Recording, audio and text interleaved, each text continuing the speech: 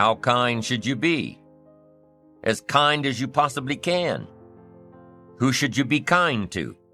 To everyone you come in contact with. From taxi drivers to hotel clerks to waitresses to store clerks, to people on the street and people in your office and people at home.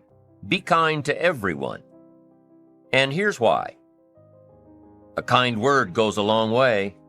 Somebody's having a bad day and you don't know they're having a bad day, but somebody's really feeling bad and you offer up a kind word. Maybe it's just a friendly, hello, how are you? Maybe it's just taking a minute or two to listen to what somebody has to say. But your few words of kindness or your few minutes of attention could turn somebody's day around, might make them feel more worthwhile, cared for. Be generous with your kindness. It'll go a long way. People will remember, whether you know them or not. If you're in a crowded restaurant and you're especially nice to the waiter, guess what? He'll remember you next time you come in. And then guess what'll happen? You'll get even better service. When you give kindness, it's not gone, it's invested. It'll come back to you 2, 5, 10, 100 times. Kindness, it's so important in every aspect of your life. It's so important in building good relationships with others. Now, here's what else is important. Sensitivity. Being touched by the experiences of others. Being sensitive to others. Understanding the plight of others. Opening up your heart and your mind and your attention to address the needs of others. The people you work with, the people you live with. Putting yourself in someone else's shoes. Seeing, if you can, what's going on in their heart. If there's a problem, you've got to be sensitive enough to ask some questions. Not one question, but many questions. Sometimes you won't even get through to the root of the problem until you've gotten 2 or 3 questions deep.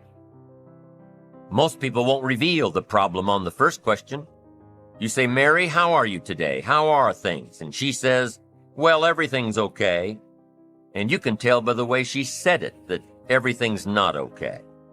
And most of us don't want to come right out and say what the real problem is unless 2 criteria are met. Number 1, we're talking to someone we can trust. And number 2, we're talking to someone who really cares. So sometimes it takes that second question, maybe a third, and maybe a fourth, before trust builds. And the person finally understands that you do care. Then they're willing to tell you what's really going on, what's really on their mind. Gosh, that saves so much time asking questions up front. Did you ever talk for an hour and then ask a question, found out that you just wasted the previous hour? Learn to ask questions that will build the trust and communication between you and those you work with. Learn to express, not impress. If you want to touch somebody, express sincerity from the heart. Impress builds a gulf. Express builds a bridge. Identification. You want to be able to relate your thoughts and philosophies and experiences to someone who'll say, me too. I know what you mean. You don't want their reaction to be, so what? If you're meeting someone for the first time, you're simply getting acquainted, making contact. Here's where you start. Find something you have in common. Find something you can both identify with. Start with where they are before you try taking them where you want them to go. So if you're trying to talk to somebody who's been stricken in the heart, and you've had this experience, you can talk about being stricken in the heart. And it'll mean something. It'll have substance. It'll have depth. And if you start there, and then start building the bridge, you have identification. Then you start building rapport.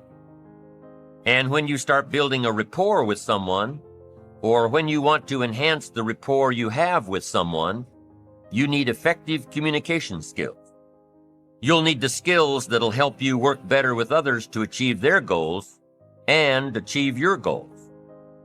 You need effective communication skills. Let me give you a few tips on good communication. Because to be able to get along well with others, to be able to work well with others, to be able to live well with others, you must be a good communicator. Number 1, have something worth saying. Interest, fascination, sensitivity, and knowledge. Number 2, now that you've got something worth saying, number 2 is say it well. And you've got to be able to translate it so it'll benefit someone. You must have a good delivery system for your substance and knowledge and awareness and understanding and experience. Learn to say it well. And here are some clues on saying it well. Number 1, sincerity. The best communication occurs when both people are sincere, one sincerely wishing to learn or listen, and the other sincerely wishing to share. Number 2 in saying it well is repetition. Part of saying it well is simply practicing to say it well. Practice, practice, practice. Part of what I teach in sales training is practice. Practice. You start with something simple, and when you don't know much about what you're doing, practice is even more important. Let's say you're in sales and your presentation's not that good, and you wander around saying, "You wouldn't want to buy this, would you?" I'm telling you, maybe if you say that often enough during the day, somebody might say, "Well, maybe I would. What are you selling?" Now you can't say, "Mind your own business." No, once you've opened the door, you've got to go through it. Here's what happens if you practice in sales. You're bound to make sales. Somebody will say, "What are you selling?" and you've got to tell them. Maybe they'll want it. You're bound to get better. If you practice, you'll get better. You'll get better at your sales presentation. You'll get better at listening to your prospect. You'll get better at closing the sale. You'll get better at earning a living. Practice is just as valuable as a sale. Because here's what's valuable in sales: the skills. The sale will make you a living. The skills will make you a fortune. So, practice your presentation and your ability to communicate what you know. The people out there who say, "No, I wouldn't care for any," are just as valuable. Why? Because they took the time to let you practice your presentation. And especially when you're just getting started, you might want to pay them to listen to you practice while you stumble around. So, be thankful for the no's. Practice helps you develop skills. Skills make labor more valuable. If you just sell, you can make a living. If you skillfully sell, you can make a fortune. If you just talk, you can hold a family together. If you skillfully talk, you can build dreams and the future. The difference is skill. You can cut a tree down with a hammer, but it takes about 30 days. If you trade the hammer for an axe, you can cut the tree down in about 30 minutes. The difference between the 30 minutes and 30 days is the tool. And your best communication tool is your skill. So practice to get the skill of saying it well. Part of saying it well is sincerity. The next part is repetition. Now here's another part of saying it well: brevity. Sometimes you don't need too much, just enough. The more you know, here's what I found out. The more you know, the briefer you can be. Because you can learn to make words more effective. Jesus was brief when he was putting his team together. He just wandered around the countryside, and every once in a while he'd see somebody he wanted on his team and said, "You follow me." Now that's short. That's brief. Now, why could Jesus be so brief and yet be so effective? Here's what I think. For all that he was that he didn't have to say. For all that he was that he didn't have to say. When you become bigger, when you become wiser, when you become stronger, you become a person of better reputation, so that when you arrive, maybe your reputation has preceded you. And when you get there, you don't have to say much. You don't have to launch into a 2-hour harangue if your reputation has preceded you. Your reputation will get a lot of the job done for you before you ever arrive. Next is style. Part of saying it well is style. Be a student of style, a variety of styles. Then make sure you develop your own. Be a student, but develop your own. Don't be someone else. Let someone else influence you, but don't become them. Develop your own style. Here's another tip on saying it well: vocabulary. You've just got to have a good vocabulary to say it well. Vocabulary. We can only translate for other people with the tools called vocabulary. If you're lacking in vocabulary, then you're lacking in tools to describe some problem or some answer. Words, vocabulary. You can't communicate without them. And you can't communicate well without a defined vocabulary. Every time you come across a word that's new to you, what should you do? Look it up. Every time you're in a conversation and the other person uses a word that's new to you, look it up. Now, most of the time you can figure out the meaning of a new word by how it's used. But if you can't, make sure you hold your response until you know for sure. Several years ago, some of my friends took a survey among prisoners, some rehabilitation program they were working on. And they weren't looking for this, but here's what they found. There's definitely a relationship between vocabulary and behavior.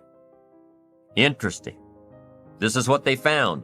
The more limited the vocabulary, the more the tendency to poor behavior. Wow. When you stop to think about it for a moment, it makes sense. Vocabulary is a way of seeing. It gives us insight, and only with your present vocabulary can you see.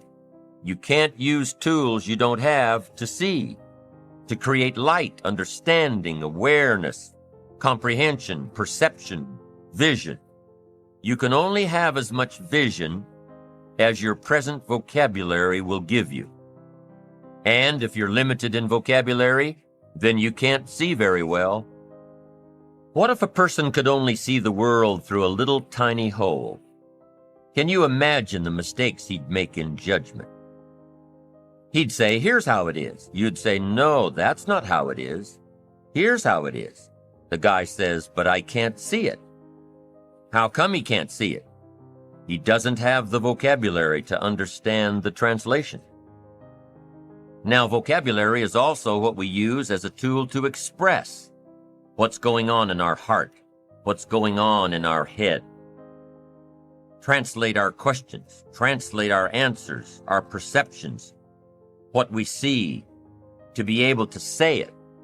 And I'm telling you, if you have a limited way of translating and expressing what's going on in your heart and what's going on in your head, you'll fall way behind.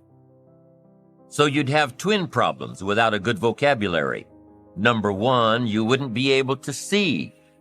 Number two, you wouldn't be able to express. And your world would keep getting smaller and smaller and smaller, not having the vision, not having the tools.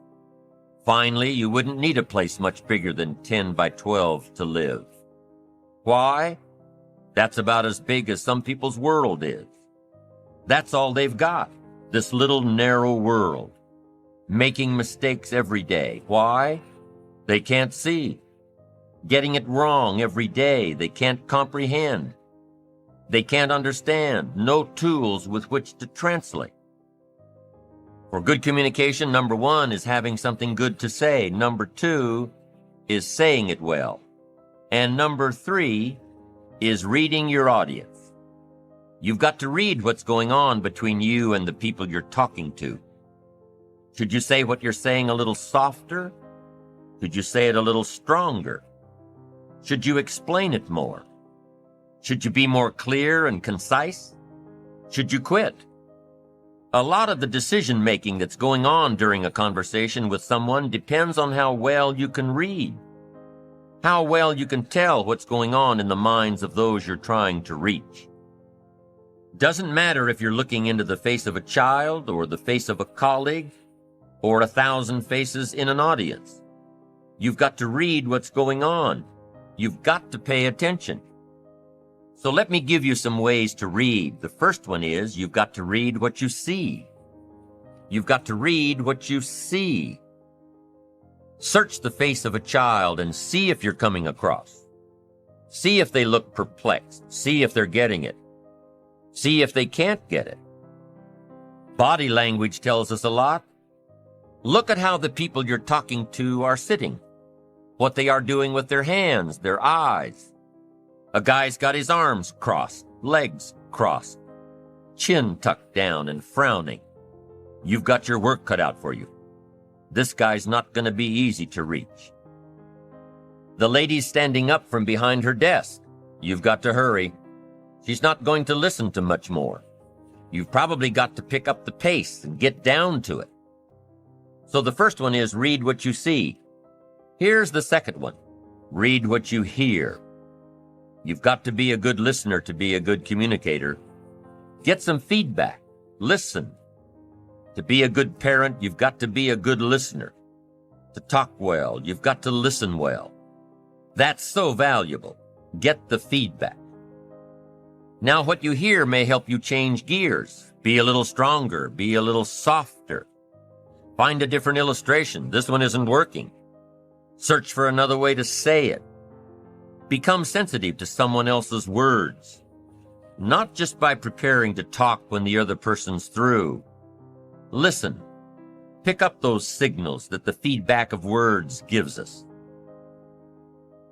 Now, here's the third way to read your audience, and that is to read how you feel. Emotional signals. You've got to learn to pick those up. Pick up those feelings. Women just seem to have this part built in. Men can learn it, but women have it. Woman says it doesn't feel right. Just doesn't feel right. Man says, what does that mean? It doesn't feel right. She says it's something. He says something. What is this something? She says, I'm telling you, something doesn't feel right. Now, men can learn it, but women have it. Learn to read your emotion. Learn to read what others are feeling so you can adjust your communication, so you can adjust your approach, so you can get your message across, so you can communicate well.